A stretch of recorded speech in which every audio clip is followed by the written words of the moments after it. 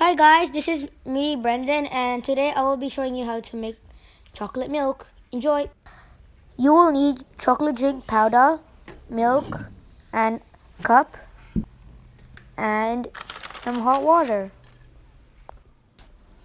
First of all, you'll need to scoop out a few spoons of the chocolate drink powder. Once you've done that,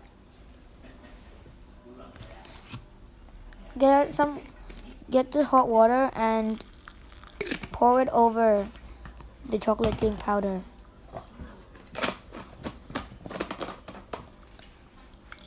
And now stir it together. You can see that it's starting to turn into a liquid.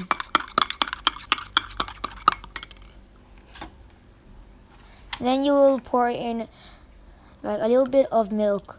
Not too much because you wouldn't want your chocolate milk too milky. Now mix them up together. And there you have it, chocolate milk. Please subscribe and press the like button. Bye.